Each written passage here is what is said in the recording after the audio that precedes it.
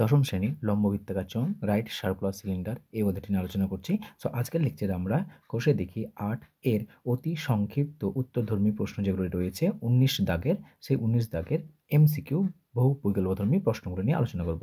So প্রথম দেখো আমাদের বলে দেওয়া আছে প্রশ্নে যে দুটি লম্ববৃত্তাকার নিরেট চোঙের ব্যাসার্ধের দৈর্ঘ্যের অনুপাত 2:3 এবং উচ্চতার অনুপাত 5:3 হলে তাদের বক্রতলের ক্ষেত্রফলের অনুপাত নির্ণয় করতে বলেছে। তাহলে প্রথমে প্রদত্ত আমাদের কী দেওয়া আছে, দুটি লম্ববৃত্তের চোঙ দিয়েছে। তার প্রথম ধরে নাও চোঙ দুটির ব্যাসার্ধের দৈর্ঘ্যের অনুপাত। দেখো যেহেতু দুটি চোঙ বলে দিয়েছে আমাদের, দুটি চোঙ, তার জন্য আমরা প্রথমটাকে ধরছি R1, বললাম R2। তাহলে প্রথমটি হলো আমাদের প্রথম চোঙটির ব্যাসার্ধের দৈর্ঘ্য R1 এবং দ্বিতীয় চোঙটির ব্যাসার্ধের দৈর্ঘ্য R2।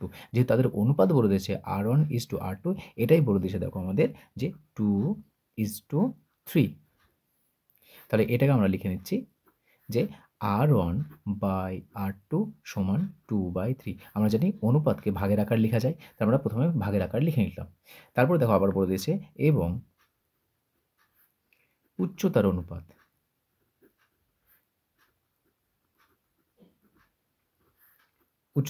বলে দিয়েছে দেখো 5:3। তাহলে উচ্চতার অনুপাত, তাদের যে দুটি চোঙ রয়েছে, প্রথম চোঙটির উচ্চতা ধরলাম h1 এবং দ্বিতীয় চোঙটির উচ্চতা হলো h2। তাহলে h1:h2 এর মান কত বলে দিয়েছে 5:3। এটাকে আবার ভাগের আকার লিখে নিচ্ছি আমরা, h1/h2 সমান 5/3। তো আমরা এখানে R1/R2 এর মান পেলাম এবং h1/h2 এর মান পেলাম। আমাদের প্রশ্নে কি চেয়েছে, চোঙ দুটির বক্রতলের ক্ষেত্রফলের অনুপাত। চোঙ দুটির বক্রতলের ক্ষেত্রফলের অনুপাত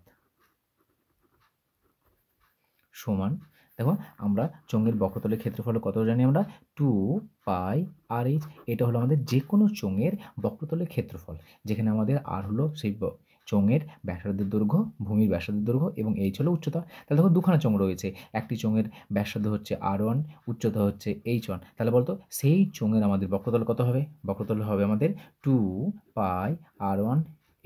কেন এটা লিখলাম, কারণ বক্রতলের ক্ষেত্রফলের ফর্মুলা হচ্ছে 2πr/h।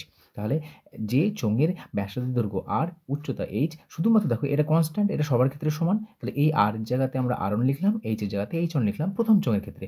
অনুপাত, যেহেতু দুটি চোঙের বক্রতলের ক্ষেত্রফল, তাহলে প্রথম চোঙের ক্ষেত্রে এটা হলো, দ্বিতীয় চোঙের কত হবে 2π, আর এর জায়গাতে লিখবো আমরা R2 এবং h এর জায়গাতে লিখবো আমরা h2। কেন, কারণ দ্বিতীয় চোঙ যেটা রয়েছে সেই দ্বিতীয় চোঙের ব্যাসার্ধের দৈর্ঘ্য R2 এবং উচ্চতার পরিমাণ হচ্ছে আমাদের h2। মানগুলো বসালাম, এটাকে ভাগের আকারে লিখে নাও।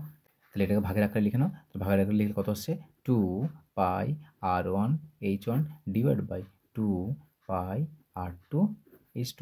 কাটছে কে বলতো, 2 এর সঙ্গে 2 কাটছে, পায়ের সঙ্গে পাই কাটছে, আমাদের থাকছে R1h1/R2h2। দেখো এটাকে ব্র্যাকেটে লিখলাম, এটাকে ব্র্যাকেটে লিখলাম। দেখো R1/R2 মান কত বলে দিয়েছে 2/3, মানটা বসাও 2/3। তাই এই R1/R2 জায়গাতে মানটা বসালাম, ইন্টু h1/h2। দেখো h1/h2 এর মান কত দিয়েছে 5/3, মানটা বসাও 5/3। তাহলে গুণ করে দাও, কাটারি কেউ যাচ্ছে না, তাহলে 5 এর সঙ্গে 2 গুণ 10, 3 এর সঙ্গে 3 গুণ 9। তাহলে এটাকে আমরা ভাগের আকার আছে, এটাকে আমরা অনুপাতের আকার লিখতে পারি, কত লিখবো 10:9। তাহলে আমাদের যে চোঙের বক্রতলের ক্ষেত্রফলের অনুপাত চেয়েছে সেটা কত পেলাম আমরা 10:9। এটা হচ্ছে আমাদের নির্ণীয় অ্যান্সার।